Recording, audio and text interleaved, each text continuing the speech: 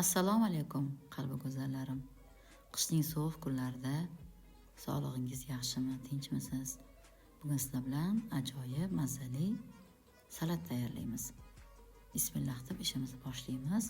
Mana mahsulotlarni hammasini chiroyli qilib terib, jarayonga tayyor qilib qo'ydim.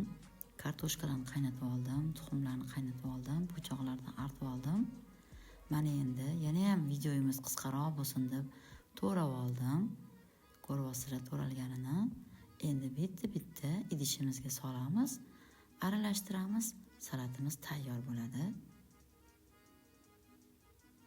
Birinchi bo'lib konservadagi qo'ziqorinchalar bor. O'zbekiston Toshkentda bilasizlar. Shu konservadan oldim. Qo'ziqorindan maydaladim. Ya'ni sho'rbodringdan maydaladim, ko'ryapsizlar. Tuxumni, kartoshkani shunaqa holatda maydalaymiz. Oddiy konservadagi mana yashil no'xat, ko'k piyozni shunaqa to'radim. Hammasini ustma-ust solamiz. Mayonezni solamiz, aralashtiramiz. 15 daqiqadan keyin salat tayyor. Ya'ni mayonez, ya'ni mahsulotlar bir-biriga mazasini o'tkazish kerak bo'ladi. Har doimgidek video oxirida o'zbekcha nima ketishini mahsulotlarni yozib qoldiraman. Albatta tayyorlab ko'ringlar aziz obunachilarim, qalbi go'zallarim. Obunachilarim, qalbi go'zallarim, sizlarga bir yengilik yetmoqchi edim. Men yana bitta o'zbekcha kanal ochdim. Ismi Totli xonadon deb ataladi. Bu kanalga joylanayotgan videolar u kanalga joylanmaydi. U kanalga joylanayotganlar bu kanalga joylanmaydi. Albatta u yoqqa o'tib ham, bu yoqqa o'tib ham bemalol retseptlarimni ko'rib, bemalol yoqsa tayyorlashingiz mumkin.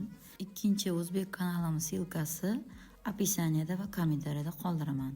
Mana ko'rdinglar, sho'rbodring solingani uchun tuz solmagan edim. Oxirida yeb ko'rdim. Tuzi sal pastroq ekan, ozgina tuz soldim. Chiroyli qilib salatnisaga solib, o'zimiz xohlaganimizdek qilib bezatib, dasturxonga tortamiz. Mana bu rus tilidagi tarjimasi nima ketishi mahsulotlar va yana video so'ngida o'zbekcha nima mahsulotlar ketishini yozib qoldirdim. Albatta, taomlarimizning quvvati ilm va ibodatga bo'lsin.